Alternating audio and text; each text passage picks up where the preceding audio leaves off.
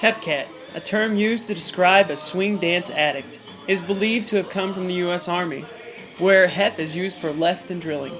Since swing dance starts with the left, to be hep is to be in step. The hepcat is one who throws him or herself across the dance floor without care for physical harm. Hepcats, it can be argued, are those who love swing dancing more than they do their own bodies. In fact, in a recent interview with the university swingers at Truman State, I noticed many of the swing dancers had injuries. My fellow dancers spoke of back pain and sore arms.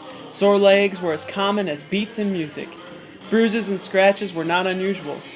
When asked why they would voluntarily cause their body harm, the same answer was usually given. One I expected, because it is also mine. They love to dance. I suspect that this is the same answer for many hepcats around the world. Many of you might be asking, dancing? What in the world could dancing have to do with teaching? Through my research on kinesthetic movement in the history classroom, I am prepared to answer that dancing has everything to do with history and teaching.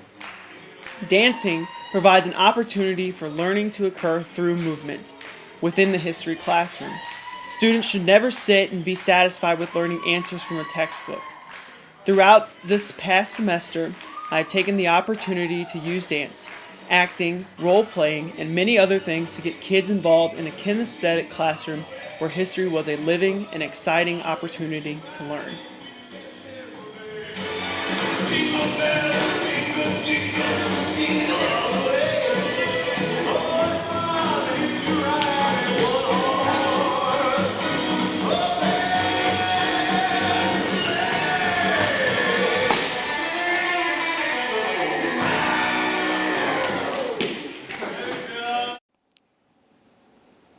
All students learn differently. We have students who learn visually. We have students who learn orally through movement. We have students who learn spatially through connecting concepts and different ideas. It's imperative as a teacher to not allow the students who do not learn in the normal way to slip through these cracks. There's never been more evident when researching my kinesthetic movement in history classroom. There's a constant struggle to balance the needs of all learners.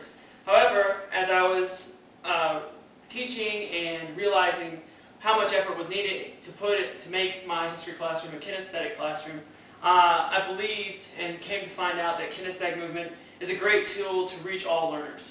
And throughout this presentation, I'll present my research, explain my methods, procedures, the participants that I was working with, the students, and finally discuss what implications this had on the classroom. There are three major aspects of the lesson that helps all learners develop intellectually, socially, and personally. These three characteristics are seen very clearly throughout many of my units. And they encourage students to not only challenge and develop their knowledge, but develop it in their own unique way. Kinesthetic movement was able to help each student advance their own learning capabilities. One learning opportunity that supports the intellectual development is the daily word of the day, and the journal aspect of the units that I was teaching. Students are given a word. They are encouraged to write down the definition. They are encouraged to then draw something that will help them remind them of the word of the day. And so students would take words like the Spanish word encomienda and create drawings on the front to actually help them remember the word. The word actually means a Spanish tribute for labor, and students the things that they came up with were quite fascinating, as you will see at the end of this presentation. However, one of my classes decided that they would like to put on skits for the word encomienda, and as a kinesthetic teacher, I felt that this was a great and fantastic idea.